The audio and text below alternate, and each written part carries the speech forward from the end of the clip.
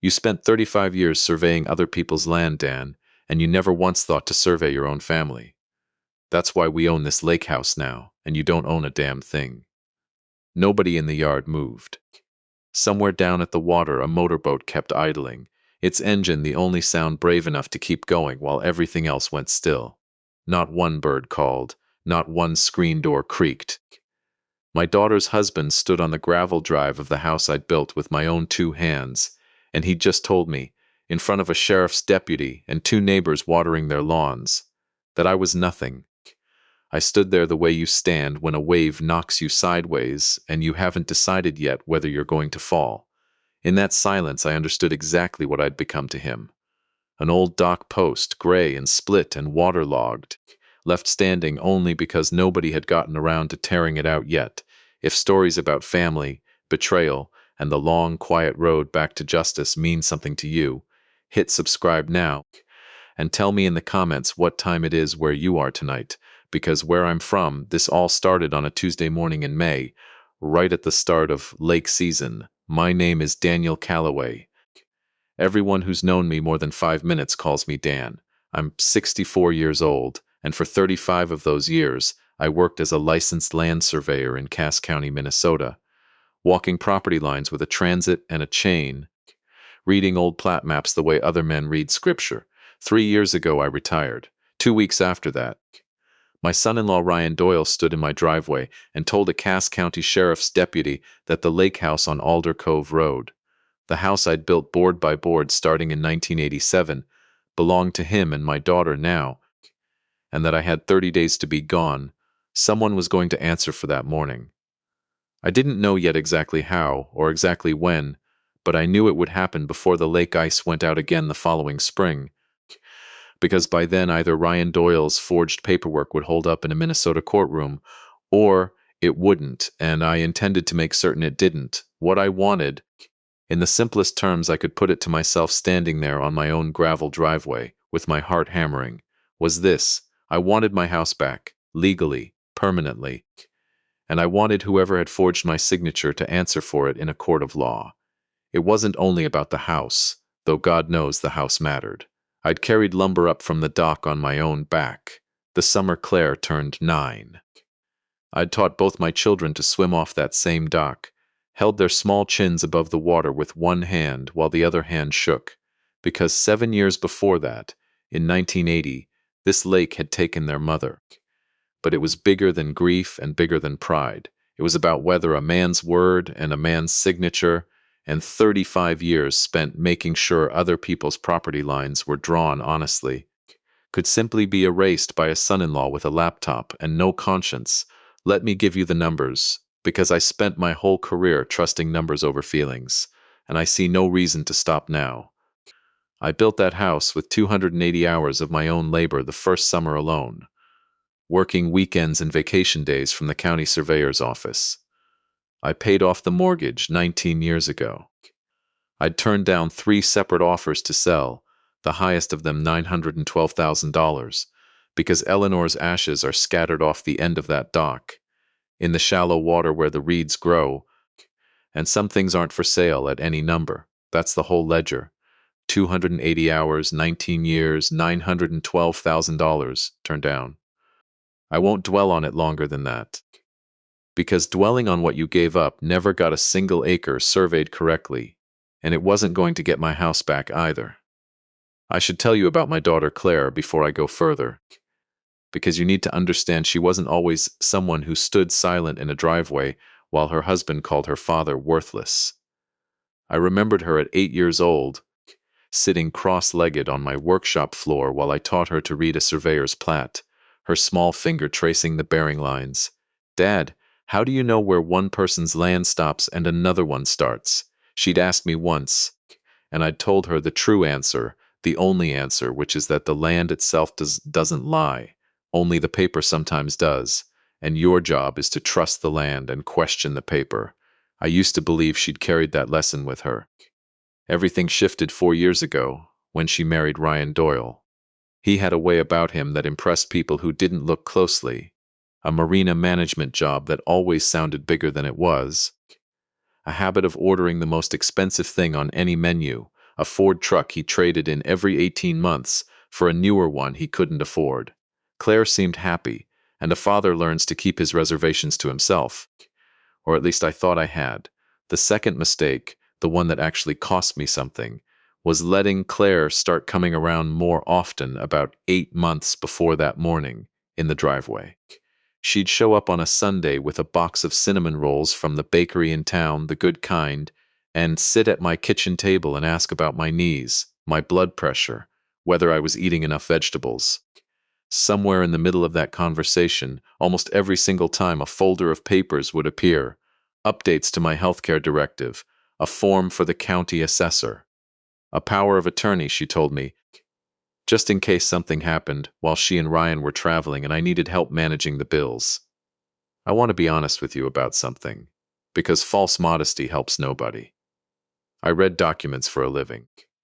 I have signed thousands of legal instruments in my career, deeds and easements and boundary agreements, and I read every line of every one of them before my pen touched the paper. But Claire wasn't a stranger handing me a contract. She was my daughter, sitting across my own kitchen table with cinnamon roll crumbs on her sweater. And there is a particular kind of blindness that only the people you love the most can produce in you. I glanced at headers. I trusted the woman I'd taught to read a plat map when she was 8 years old, and I signed where she pointed. Here is the first thing I should have caught, and didn't, not until much later. Ryan started coming with her on the third visit, and he had a habit, every single time, of drifting toward my workshop at the back of the garage while Claire and I talked.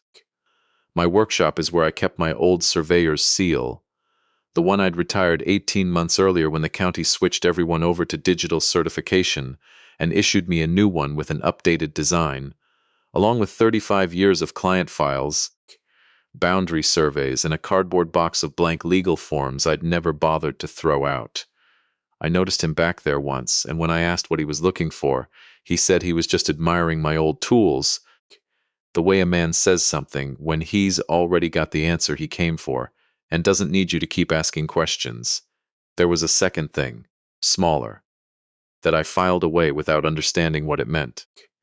Claire had started calling the house the lake property instead of home. A person doesn't change their language like that by accident. Language is a kind of survey too. It tells you exactly where somebody has decided the boundary lines have moved, long before they say so out loud.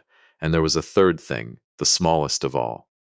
A week before the deputy came to my door, I'd gone looking for the original folder from 1987, the one with my hand-drawn plat of the property, the deed, and a letter my old friend Walter Higgins had written me the year I built the place. I couldn't find it in my filing cabinet where it had lived for 37 years. I told myself I'd misplaced it during spring cleaning. I want you to remember that folder, because it matters more than anything else in this story, and I didn't understand how much until it was almost too late. Now I should tell you about the morning itself, because I've walked through it in my mind so many times since that I could describe every gravel stone in that driveway from memory. I was down at the boathouse that Tuesday, not out on the water. I hadn't taken a boat out onto Lake Wren by myself in 22 years. Not since the accident that took Eleanor, and even now, standing at the boathouse door with the smell of gasoline and cedar in the air, my hands went cold and useless, the way they always did whenever I let myself get close enough to the actual water to consider it. I was standing at the workbench instead, sanding a cracked oar handle, keeping my back to the lake the way I'd trained myself to do for over 2 decades, when I heard tires on the gravel. A Cass County Sheriff's cruiser pulled into my driveway. The deputy who stepped out was young, maybe 30, with the careful, apologetic posture of someone who already suspects this particular call is going to go badly for everybody involved. Mr. Calloway? I'm Deputy Aaron Voss. I've been asked to serve you with a notice. He held out a manila envelope like it might bite him. Before I could open it, I heard Ryan's truck pull in behind the cruiser, and that's when he said what he said, standing on my gravel with the whole neighborhood able to hear him, comparing 35 years of my working life to a piece of paper that apparently said I was nobody. I opened the envelope with hands that had gone strangely steady, the way they always did whenever real trouble showed up, as opposed to imagined trouble. Inside was a quitclaim deed dated the previous February, transferring the Alder Cove Road property from Daniel R. Calloway to Claire and Ryan Doyle. It was notarized. It had a raised seal. To anyone who hadn't spent 3.5 decades reading legal descriptions and surveyor's stamps for a living, it would have looked entirely legitimate. I found the first problem in about 4 seconds. The property description in the deed didn't match my land. Not exactly, close enough that most people would never notice, but wrong in a way only I would catch, because I was the one who'd surveyed that exact parcel back in 1987, and I still remembered the bearings the way other men remember their wedding vows. The deed described the northern boundary running along a line that had been superseded 11 years earlier, when the county resurveyed the lake road and shifted the easement by 4 feet. Whoever had typed this document had copied an old legal description, probably from a public record they'd found online, and never bothered to check whether it was current. The second problem was the notary seal. I know every notary within 30 miles of Alder Cove Road, because in my line of work you end up needing them regularly. This seal belonged to a woman named Patricia Ankemelu, whose office was in town, and I happened to know for an absolute fact that Patricia had broken her wrist skiing in February and hadn't notarized a single document that entire month, because she'd told me so herself at the hardware store, laughing about having to learn to sign her own name left-handed. The deputy was watching my face.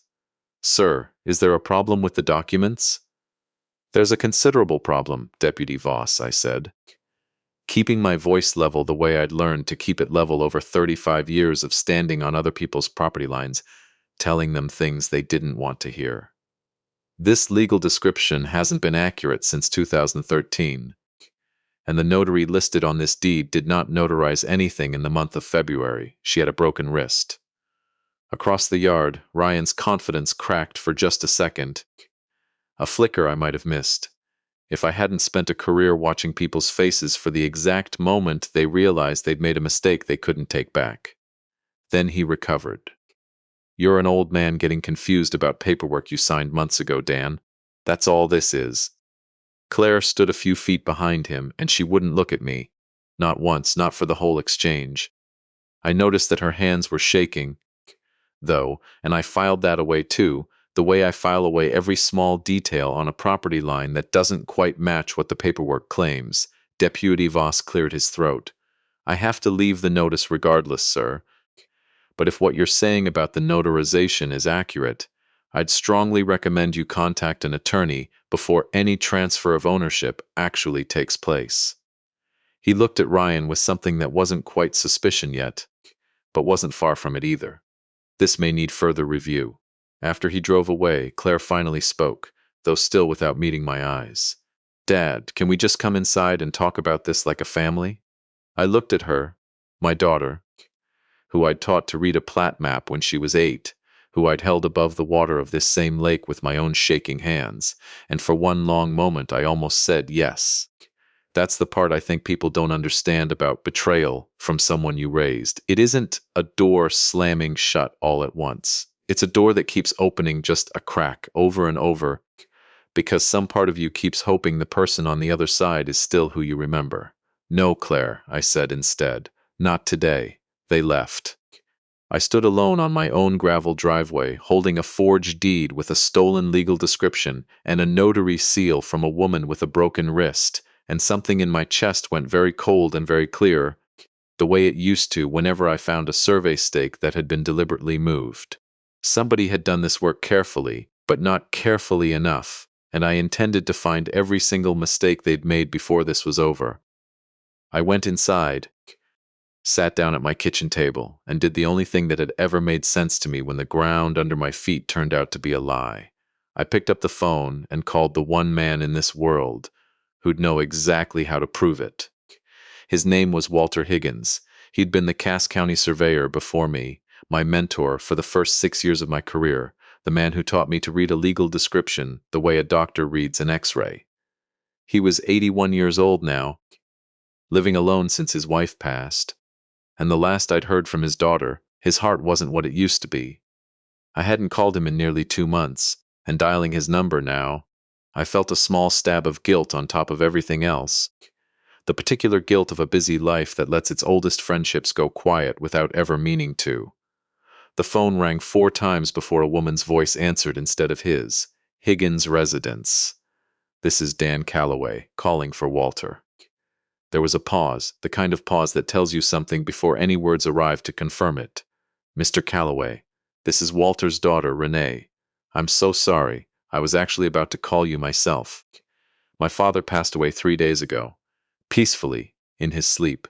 We're still working out the arrangements. I sat very still at my kitchen table, the forged deed still spread out in front of me, and for a moment the fraud, the eviction notice, all of it went completely silent in my mind, the way a whole lake goes still in the second before a storm actually breaks. There's one more thing, Mr. Calloway, Renee said, her voice careful now, like she was reading from something she'd written down to make sure she got it right. My father left specific instructions with his attorney. There's a sealed envelope addressed to you. His lawyer says it needs to be delivered to you personally, and soon. He said it was important that no one else see it first. I looked out my kitchen window at the lake, gray and calm under the May sky. The same water that had taken Eleanor 22 years ago, and had never once given me a straight answer about why, and I understood, sitting there with a stranger's voice in my ear telling me my oldest friend was gone, that whatever was inside that envelope was about to change everything I thought I knew about this house, this land, and exactly how much trouble Ryan Doyle had actually gotten himself into. I'll come tomorrow morning, I said. Thank you for calling me, Renee. I'm so sorry for your loss. I hung up the phone and sat alone in my kitchen for a long time, the forged deed still spread across the table in front of me. A dead man's envelope waiting for me 40 miles away, and the first cold certainty of the fight still ahead of me settling into my chest, like ballast into the hull of a boat before a storm. Walter Higgins's attorney kept an office above the hardware store on Main Street in Pine Ridge, the kind of small-town practice where the receptionist knows your coffee order before you sit down.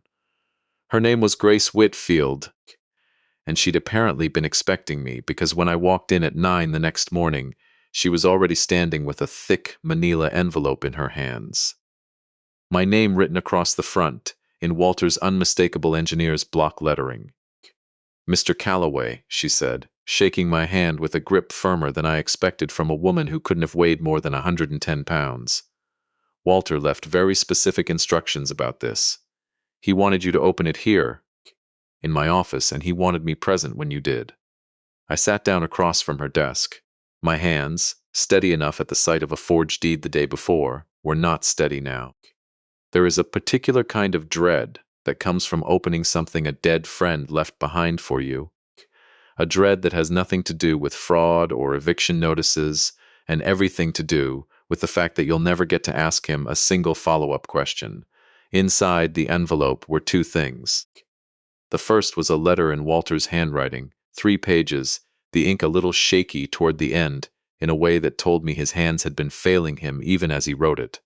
The second was a thinner folder, and the moment I opened it, I recognized what I was looking at because I'd surveyed that exact parcel with my own hands 37 years earlier. It was the original 1987 documentation for the Alder Cove Road property. My hand-drawn plat, still crisp after all those years in Walter's careful keeping, and beneath it, a document I had entirely forgotten existed, a declaration of trust, dated August of 1987, establishing something called the Calloway Family Land Trust, with myself listed as sole trustee and the Alder Cove Road parcel listed as the trust's sole asset. I don't understand, I said, looking up at Grace. I don't remember signing this. I mean, I remember the house. I don't remember a trust. Grace folded her hands. Read the letter first, Mr. Calloway. Walter explains it better than I can. I read it there in her office, and I'll tell you honestly, I had to stop twice to get my breathing back under control. Because there's something about a dead man's handwriting that hits you in a place a phone call never can, Dan. If you're reading this, it means my heart finally quit on me. And I'm sorry I couldn't say this to your face instead. Back in '87, when you were building that house, you came to me one night, worried sick about what would happen to it if anything happened to you before the kids were grown. You asked me to help you set something up that would protect it. I did more than you probably remember, because you were exhausted that whole summer and signing things half asleep at my kitchen table. God love you. I put the property into a trust instead of just your name alone, with you as trustee for life. It was standard practice back then for young fathers worried about their children's futures, nothing exotic, nothing anybody would think twice about. I kept a copy of everything in my own files all these years, because you always were the type to lose a filing cabinet drawer to a flood or a fire eventually, and old men like keeping backups. I want to say one more thing, and I hope you'll forgive an old friend for saying it plainly. I've watched your Claire grow up from a little girl into a grown woman, and I've watched you give that family everything you had, without ever once asking anything back. I worry sometimes that kids who are given everything forget how to earn anything, and that love, if you're not careful, can turn into something that looks a lot like control from the other side of the table. I don't know what's happening in your life right now as I write this. I just wanted you to have what's rightfully protected, in case you ever needed it. Take care of yourself, old friend. You were the best surveyor I ever trained, and a better man than that. Walter set the letter down on Grace's desk and had to look out the window at Main Street for a good long minute before I trusted my voice again. Mr. Calloway, Grace said gently. I looked over these documents myself before you arrived, because Walter asked me to review them as part of settling his affairs. This trust was never dissolved. It's still active, which means legally, you never personally held title to that property at all. The trust did, and still does. I felt something shift in my chest, cold and clean, the same feeling I used to get finding a survey stake that had been moved. So the quitclaim deed Ryan produced would be invalid on its face, regardless of whether the signature was forged, Grace said. You couldn't have legally transferred that property as an individual, because as an individual, you never owned it. Only the trust could transfer it, and only the trustee, you, has authority to act on the trust's behalf. She paused. That said, I'd strongly advise you not to rely on this alone. If someone is willing to forge a notary seal, they may also try to argue the trust itself was improperly formed, or that you lacked capacity, or any number of things a determined lawyer could throw at a wall. You need the forgery proven too, cleanly, so there's no ambiguity left for anyone to exploit. That was when I understood exactly what the coming weeks would require of me. Not one weapon, but two. The trust would be my shield. The wall Ryan's forged deed could never actually climb over. But proving the forgery itself, proving exactly what he and my daughter had done and why, that would be the blade. I need a real estate attorney to handle the trust side properly, I said. And I need someone who can dig into Ryan's finances the right way. Legally. Nothing I'd be ashamed to have read out loud in a courtroom. Grace nodded slowly. I can take the trust in the fraud case myself, if you'd like. I've handled worse than this. Believe it or not, small towns are not as gentle as people assume. For the financial side, I know someone. Her name is Denise Okafor. Former state bank examiner, does forensic financial work now, entirely by the book. She won't touch anything she can't source legitimately, which is exactly what you want if this ends up in front of a judge. I hired Grace that morning, on the spot, and called Denise Okafor from the parking lot outside the hardware store before I'd even started my truck. Denise came to the lake house 2 days later, a compact, sharp-eyed woman in her 50s who reminded me of the best inspectors I'd worked with over the years. The kind who never took a client's word for anything until she'd checked it herself twice. We sat at my kitchen table, the same table where Claire used to bring cinnamon rolls and folders of papers, and Denise laid out what she'd found in the 48 hours since I'd called her. Ryan Doyle isn't a marina manager anymore, Mr. Calloway. Hasn't been for 14 months. He was let go from Pinecrest Marina last spring, quietly, no public announcement. What he's actually running is something called Wren Bay Marina Partners. It's a real business filing, publicly registered with the Secretary of State, which is how I was able to pull the paperwork legally without needing anything from you at all. On paper, it's an investment fund promising to build a 40-slip luxury boat storage and marina expansion on the north end of the lake, guaranteed returns of 18% within 2 years, and in reality, In reality, there's no permit application on file with the county for any such expansion, no construction contract, no land purchase agreement for the site he's supposedly developing. What there is a pattern of deposits from 11 different investors over the past year and a half, totaling just under $430,000. And there's a pattern of withdrawals that doesn't match anything resembling marina construction. 2 European vacations, a boat of his own, ironically. Payments on that truck he trades in every 18 months. I sat with that for a moment. A Ponzi scheme. That's the layman's term for it, yes. Classic structure. Early investors got small returns paid out of later investors' deposits, which kept the whole thing looking legitimate for a while. But it's collapsing now. I found email correspondence, obtained legally. This was forwarded to me voluntarily by one of the investors who's grown suspicious and wants his money back. A retired pharmacist named Gordon Pruitt, who put in $60,000 of his retirement savings. Gordon showed me the emails himself. Ryan's already missed one payout deadline. He's asking investors for more time. The next deadline, the one he can't push back again without people going to the county attorney, is 3 weeks from today. 3 weeks. I understood then exactly why the eviction notice had shown up in my driveway when it did, and exactly what my house was actually worth to Ryan Doyle. Not a home, not a family legacy, but $430,000 of breathing room bought with somebody else's signature. "There's something else," Denise said, and her voice went a shade more careful. "I don't believe Ryan built this scheme alone. I found a name that comes up repeatedly in his business filings and his emails to investors. A man named Victor Reyes, listed as a consultant on the Wren Bay Marina Partners paperwork. Reyes has a history. 2 prior business ventures in Wisconsin, both collapsed under very similar circumstances, both currently under review by that state's securities division, though nothing's been charged yet. From what I can tell reading the tone of these emails, Reyes isn't just advising Ryan.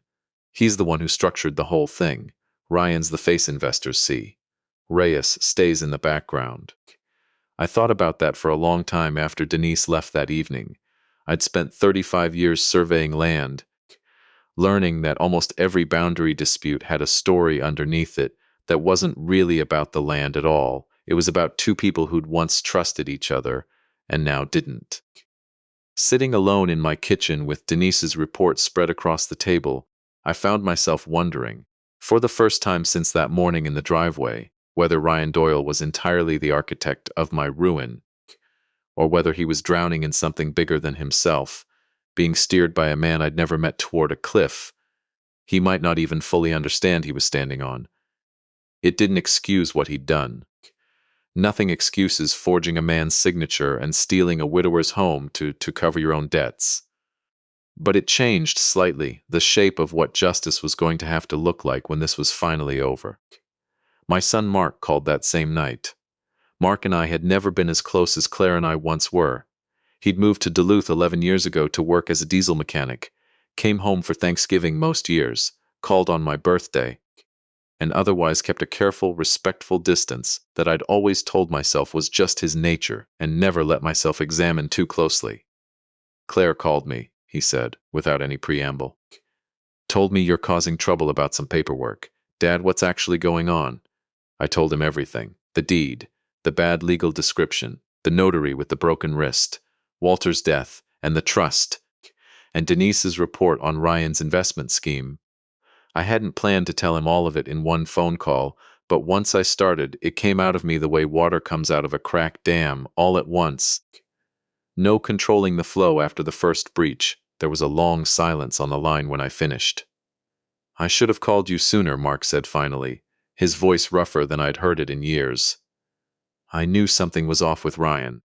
6 months ago, he asked me for a loan. $15,000, said it was for the marina project, said he'd pay me back with interest inside a year. I didn't have it to give him, and honestly, Dad, I didn't fully trust him even then. But I didn't say anything to you because I figured it wasn't my business, and I didn't want to start a fight in the family over a feeling I couldn't prove." "You should have told me," I said, and I heard the old sharpness creep into my voice before I could stop it.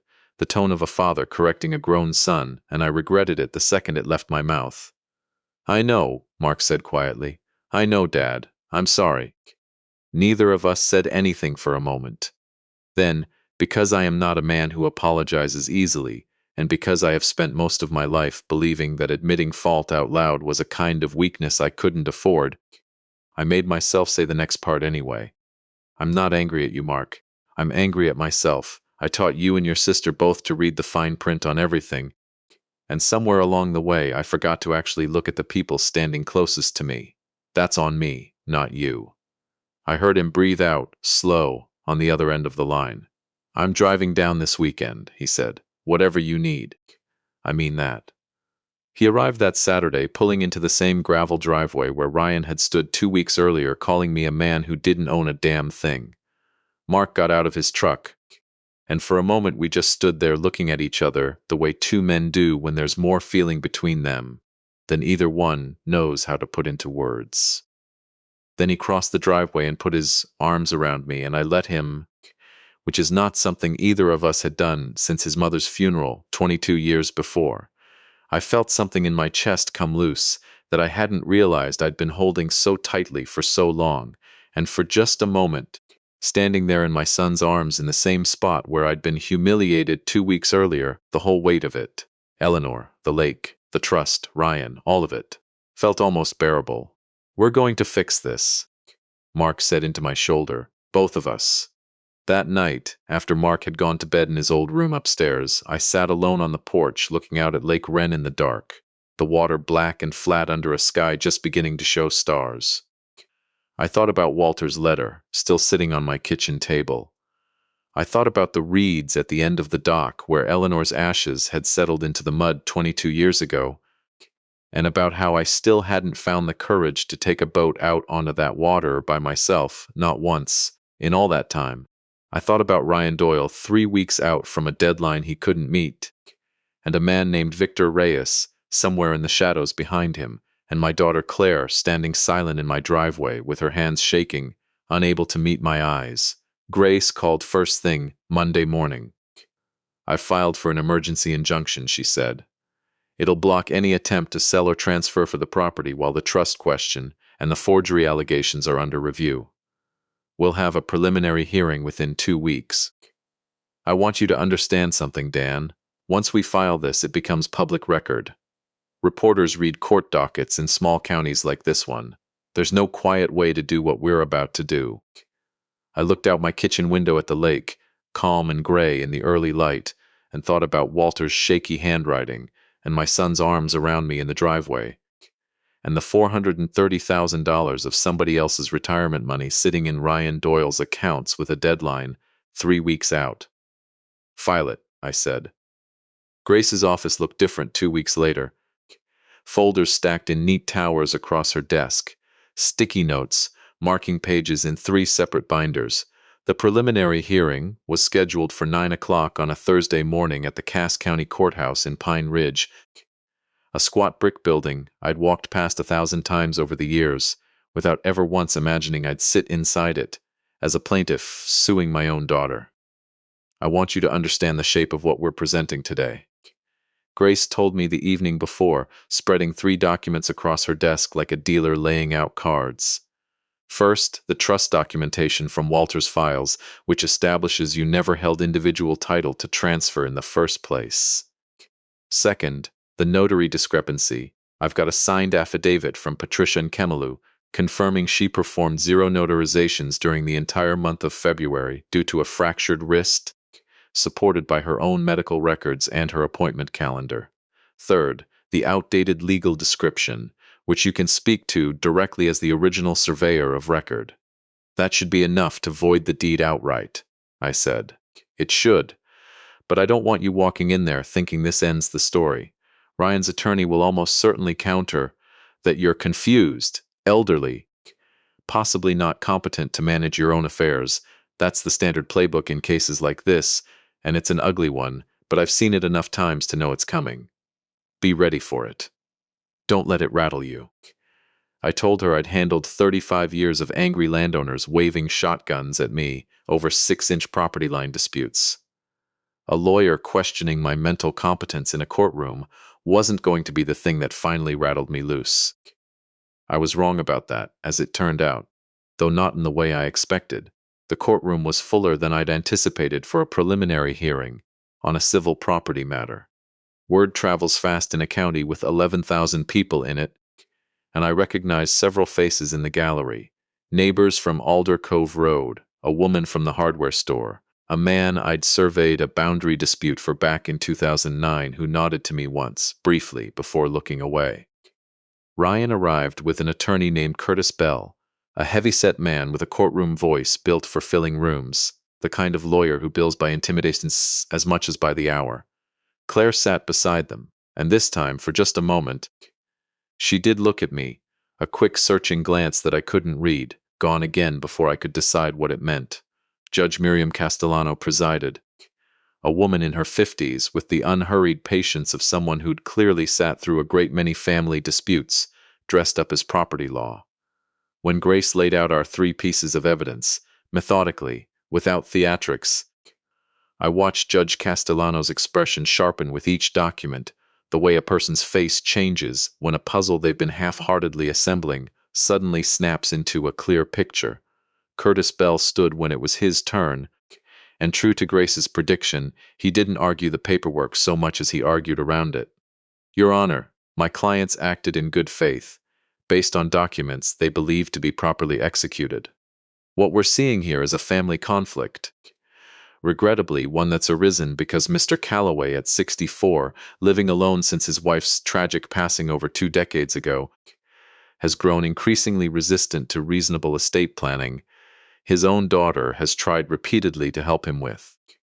We would respectfully suggest the court consider whether Mr. Calloway's understanding of these transactions has been fully reliable.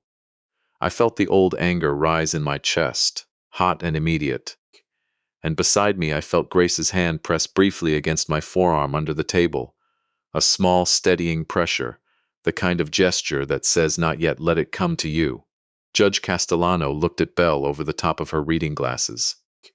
Counselor, I have in front of me a formal survey and legal description prepared by Mr. Calloway himself in 1987, cross-referenced against the current legal description used in this quitclaim deed, which your own filing does not dispute is inaccurate. I also have a sworn affidavit and supporting medical documentation establishing that the notary listed on this deed did not perform any notarizations during the relevant window due to a physical injury. Are you suggesting Mr. Calloway forged his own outdated legal description against himself, or that he also broke Ms. Ninkemalu's wrist? A ripple of something, not quite laughter, but close to it, moved through the gallery. Belle's face colored slightly.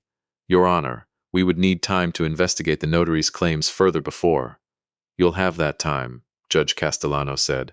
This court is granting a temporary injunction preventing any sale, transfer, or encumbrance of the Alder Cove Road property pending resolution of these claims. I am additionally referring the matter of the notary discrepancy and the forged signature allegation to the county attorney's office for review. A full hearing is set for 5 weeks from today. Her gavel came down once, sharp and final. We're adjourned. Outside on the courthouse steps, in the bright cold air of a Minnesota May, Grace allowed herself the smallest of smiles. That's about as clean a preliminary win as you'll ever see, she said. But Dan, I need to prepare you for something. Belle's the type who files a countersuit within the week when he's losing. Don't be surprised if it comes. It came 4 days later. Grace called me at home, her voice carrying an edge of genuine anger I hadn't heard from her before. They've filed a countersuit alleging elder financial abuse, claiming you manipulated Claire for years into providing unpaid caregiving, that the original quitclaim deed, forged, signature and all, was actually intended as fair compensation for labor she performed on your behalf, and that this lawsuit is retaliation for her finally asserting her rights. They're asking for $140,000 in damages. I sat with the phone against my ear in my kitchen, looking out at the lake, and felt something colder than anger first settle into my chest. That's a lie built entirely out of nothing. It's a desperate lie, which is different from a harmless one, Grace said. Desperate people sometimes do real damage on their way down, Dan. They've also listed 2 witnesses.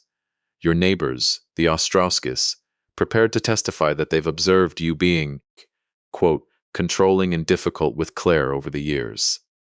I knew the Ostrowskis. Retired couple, lived 2 lots down, friendly enough in the way lake neighbors are friendly, waving from their dock, bringing over a plate of cookies at Christmas. I couldn't recall a single substantive conversation I'd ever had with either of them about my relationship with my daughter. Let me guess, I said. They invested in Wren Bay Marina Partners.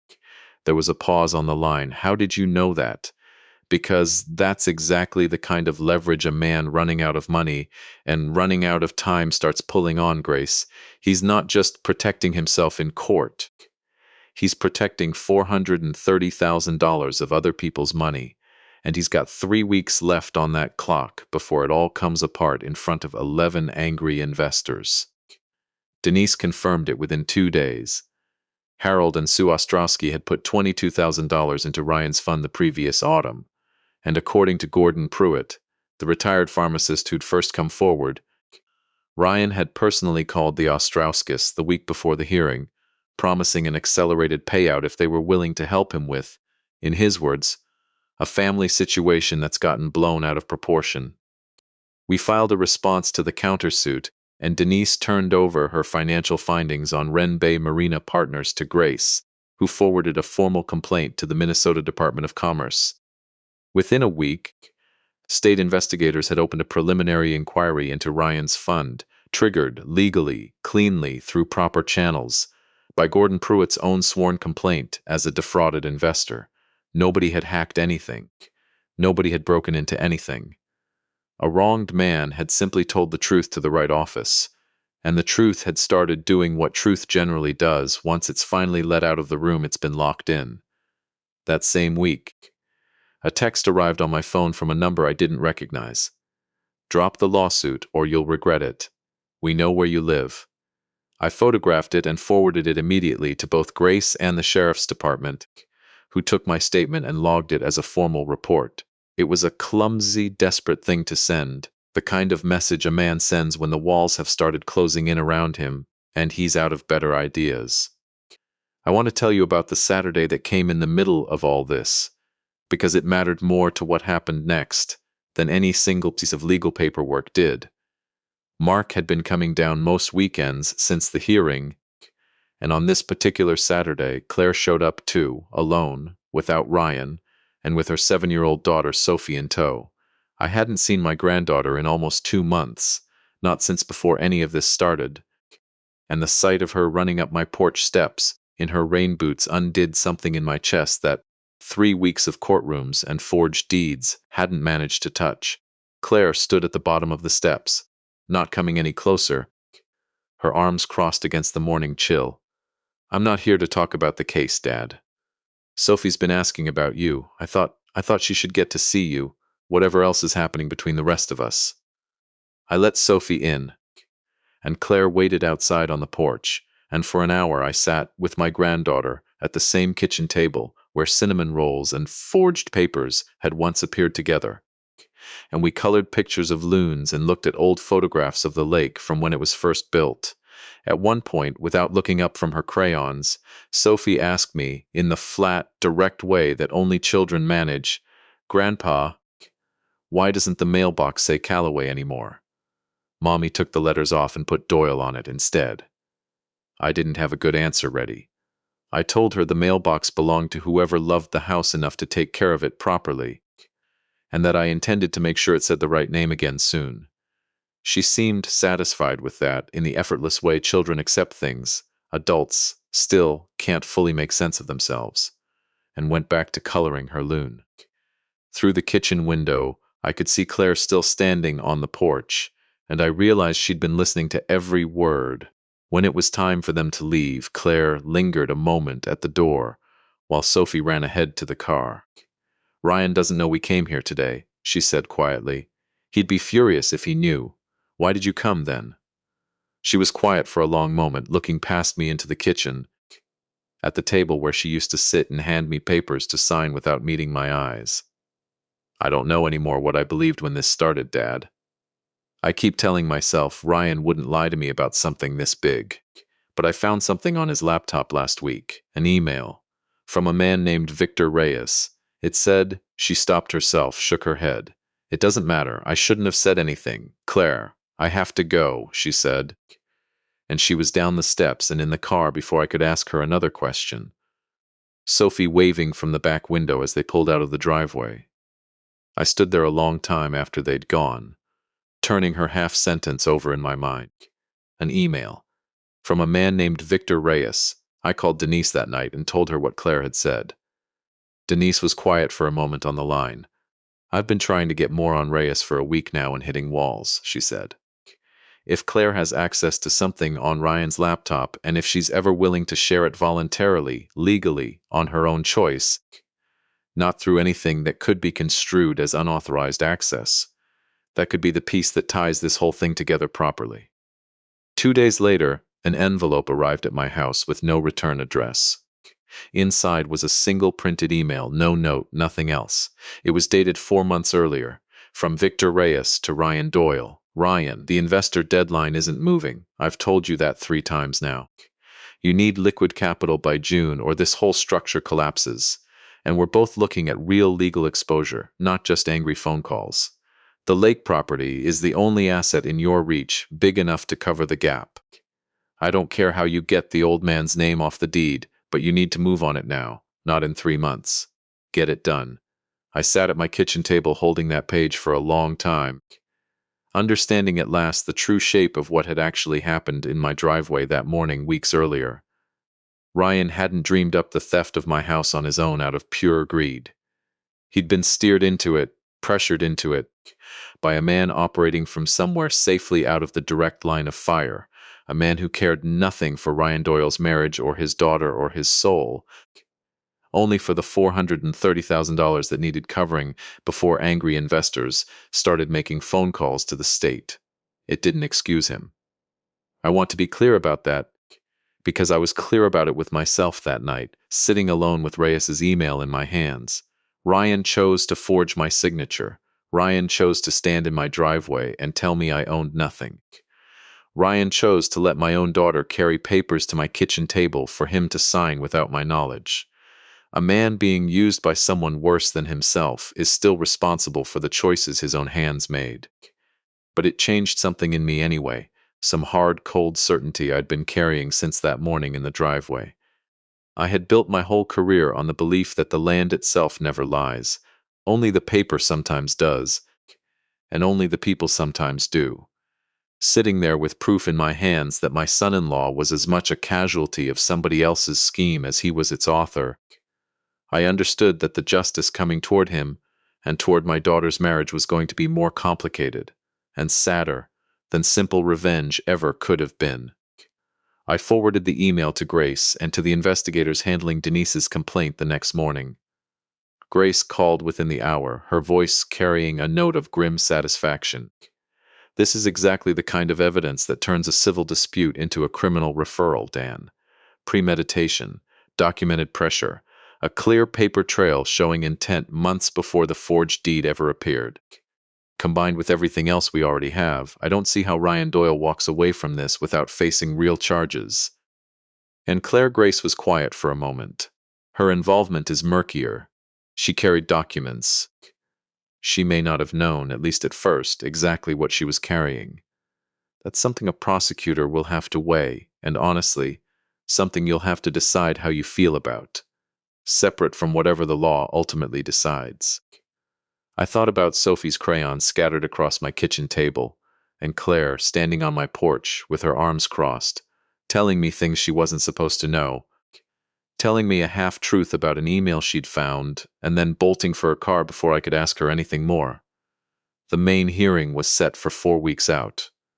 But there was something else on the calendar first. Something that had nothing to do with courtrooms. Something I'd hosted every year on the last Saturday of May since 1988, the year after I finished building the house.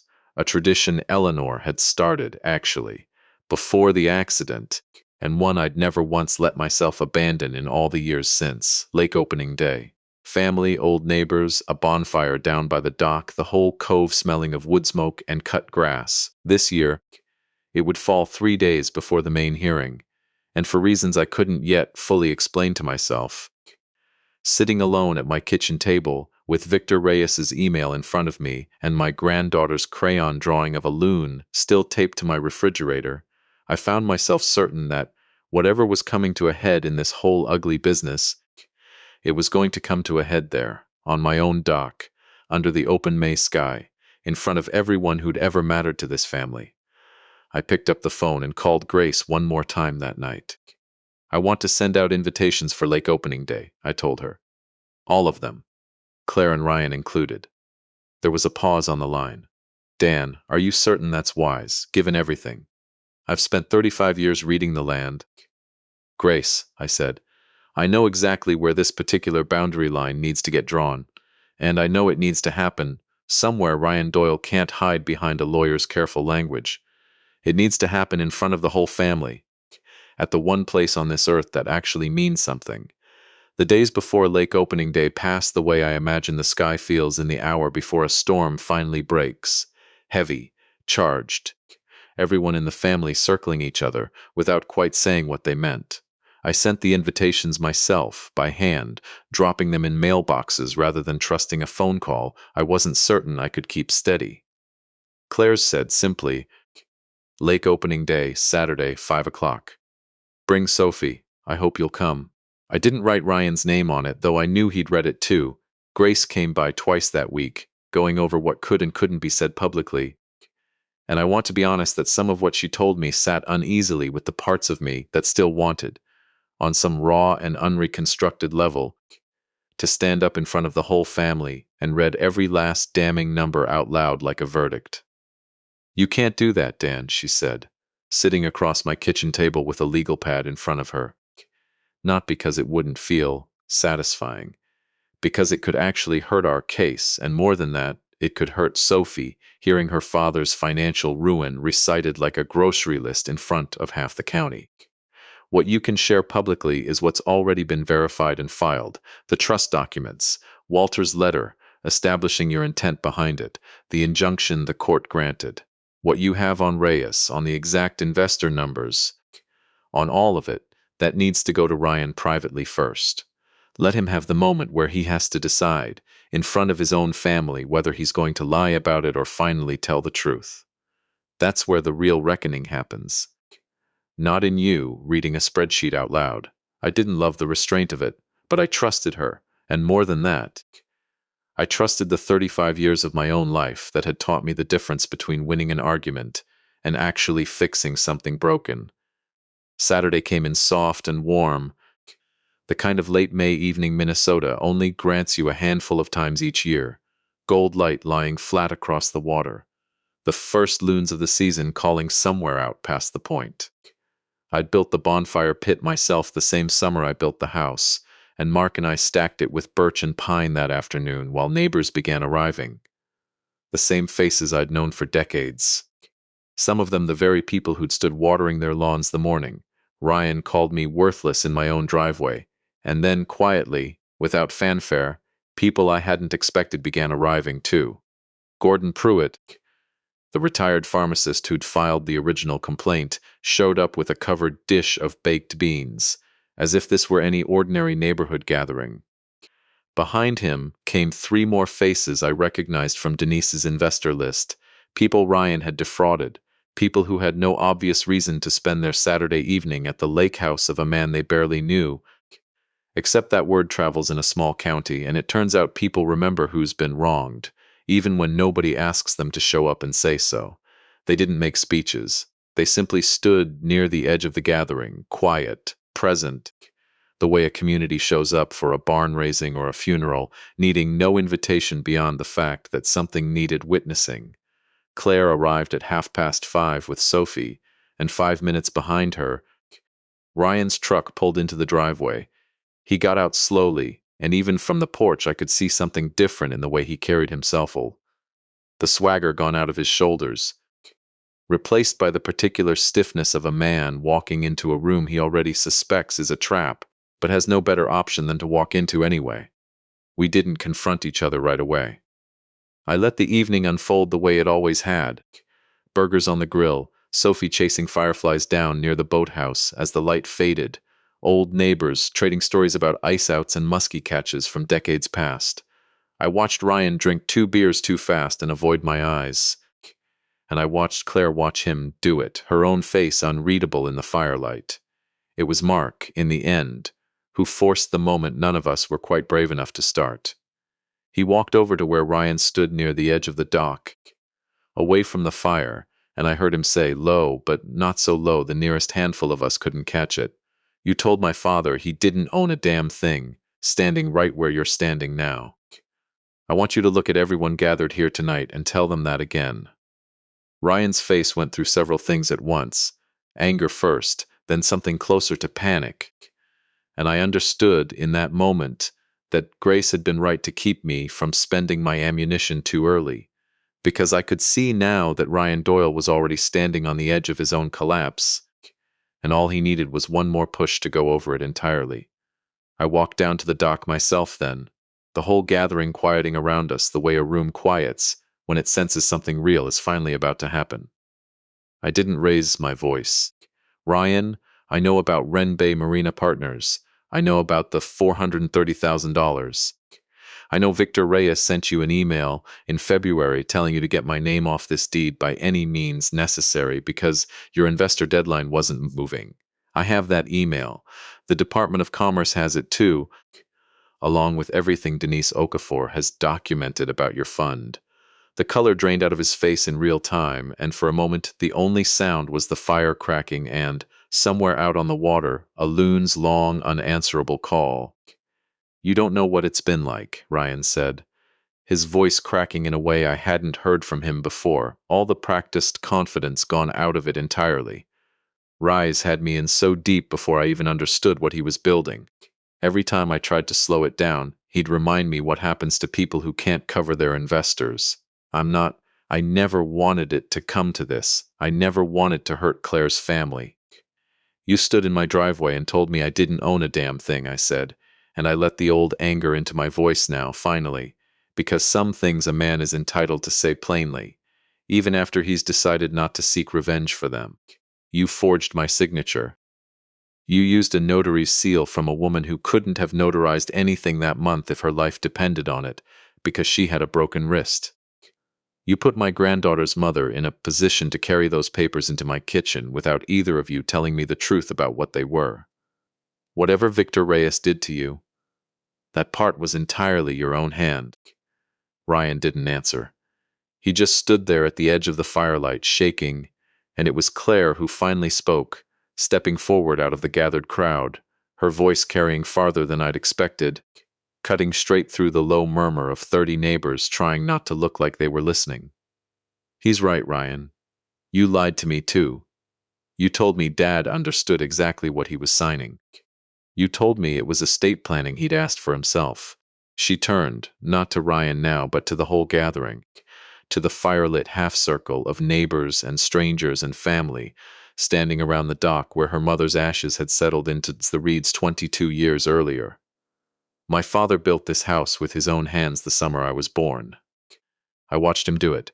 I have no excuse for what I let happen here, and I'm not going to pretend I do just because my husband lied to me about the details. I hadn't expected that. I want to say that plainly, because so much of what came before had prepared me for a fight, and nothing had prepared me for my daughter standing up in front of everyone we knew and refusing to hide behind her own confusion.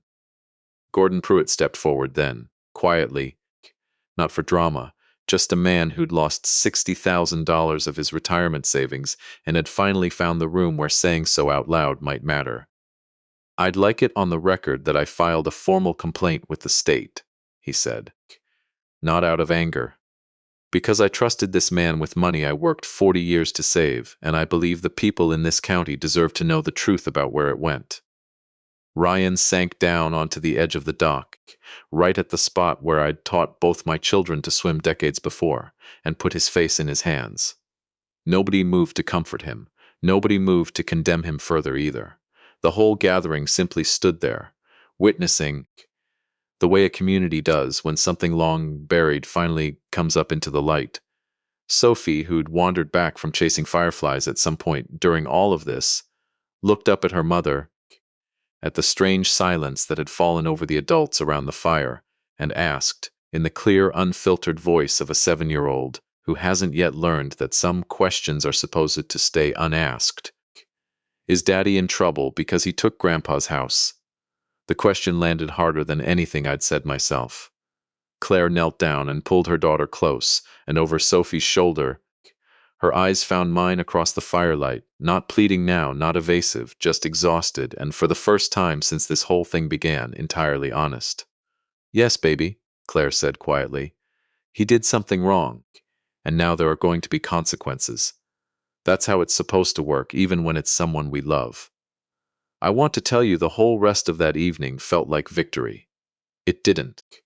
It felt like standing in the wreckage of something that used to be a family, watching pieces of it settle into new and unfamiliar shapes. But somewhere in the middle of that wreckage, something else happened too. Something I hadn't expected and could never have engineered on purpose. Mark came and stood beside me at the water's edge.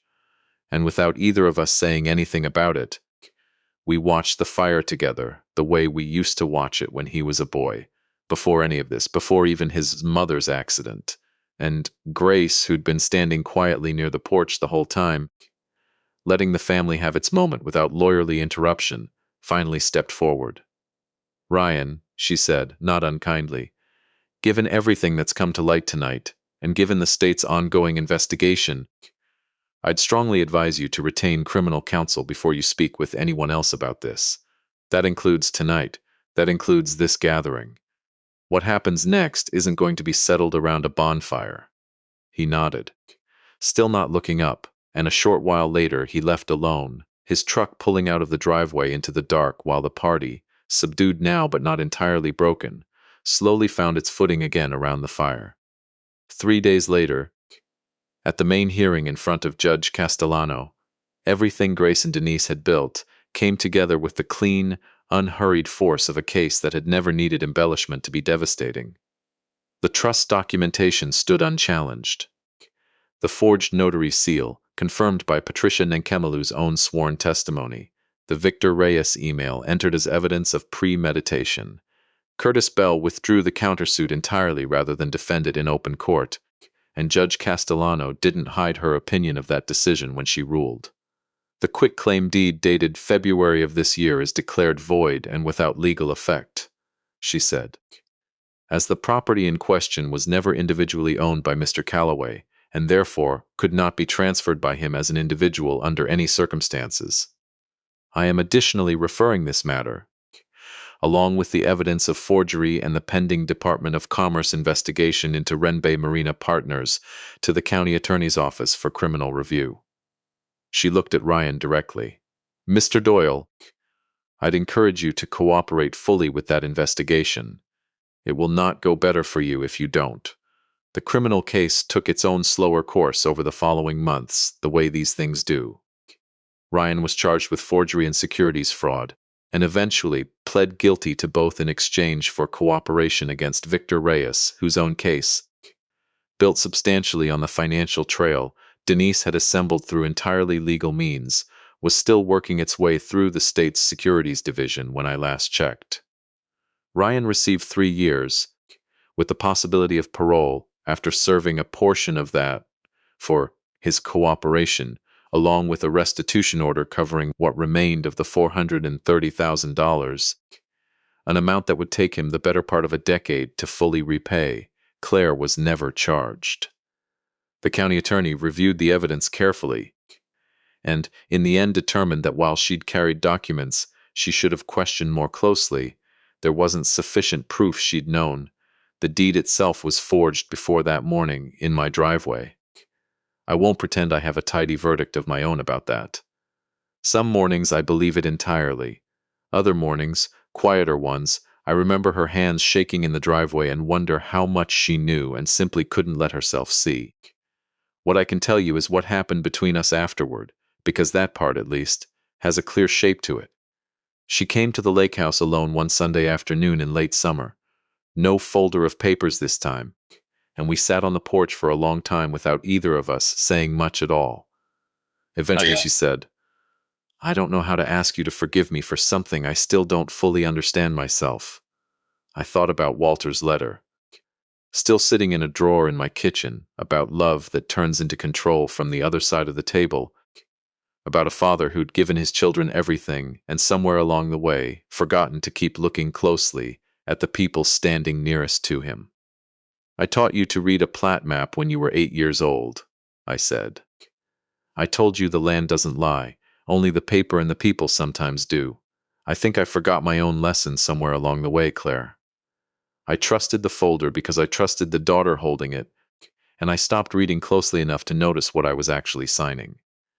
That's not an excuse for what you and Ryan did, but it's not entirely your failure either. Some of it's mine. It wasn't forgiveness, not that day, not fully. But it was a door left open instead of closed, and I've come to understand, at 64 years old, that most real healing in a family doesn't arrive as a single dramatic moment. It arrives the way a shoreline slowly reshapes itself after a storm, grain by grain, season after season, until one day you look out and realize the ground has settled into something sturdier than what came before. Autumn came to Lake Wren the way it always did, the birches along the shoreline turning first, gold working its way down the hillside toward the water a little more each week.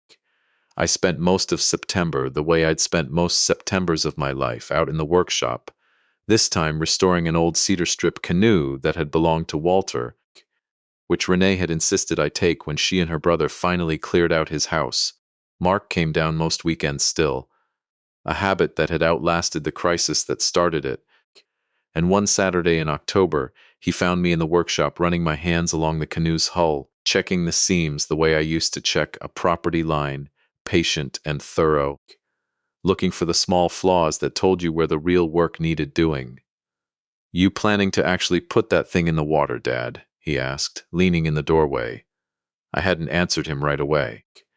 I'd been asking myself the same question for weeks, turning it over the way I used to turn over a stubborn survey problem, approaching it from one angle and then another, looking for the boundary I couldn't quite bring myself to cross. 22 years is a long time to let a single morning on the water decide the shape of the rest of your life. I'd built my whole existence around the edges of that lake, without ever letting myself back onto its surface, teaching my children to swim from the dock but never rowing out with them, surveying land for half the county but never once. In over 2 decades, letting myself feel water moving under a hull with nothing but my own hands to steer it. I'd told myself it was grief. Some of it was. But sitting in that workshop with Walter's canoe in front of me and his letter about love turning into control still tucked in my kitchen drawer, I understood something else too. That fear, left unexamined long enough, starts wearing the costume of caution, and a man can spend 22 years mistaking one for the other if he's not careful to keep checking his own bearings the way he'd check anyone else's.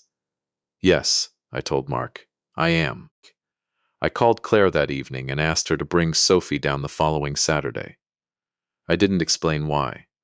I think some part of me needed to say it out loud to someone before I could fully believe I meant it, and Mark, standing in that workshop doorway, had already heard it plainly enough in my voice. The morning arrived clear and cold, the kind of crisp October light that makes the whole lake look like it's been polished overnight.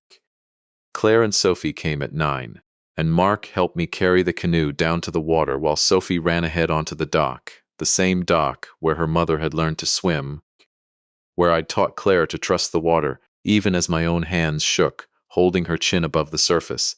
All those decades ago, 3 months after Eleanor drowned 20 feet from where we now stood. I stood at the end of the dock for a long moment before I got in.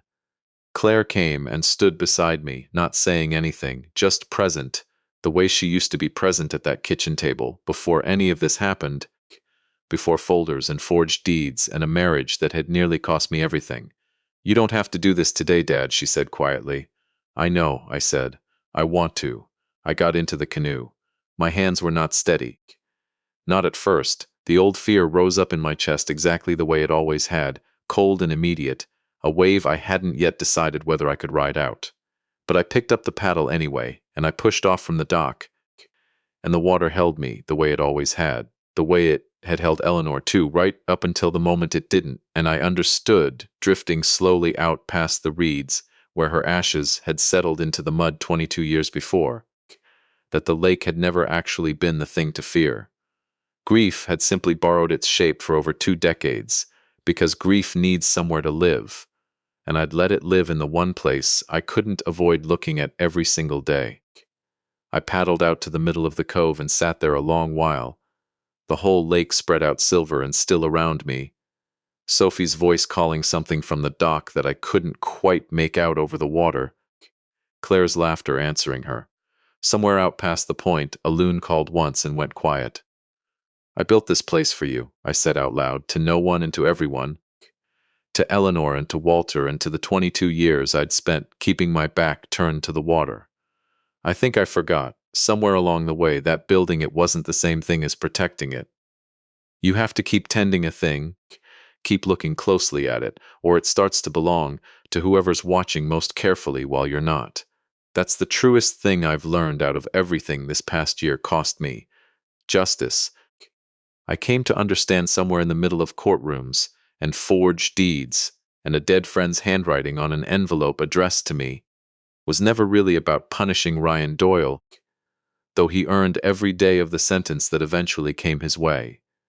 It was about paying attention again, about looking as closely at the people standing nearest to me as I'd always looked at the boundary lines of strangers' land, because a man can spend 35 years making sure other families' property disputes get settled fairly and still let his own family's most important lines go completely unwatched.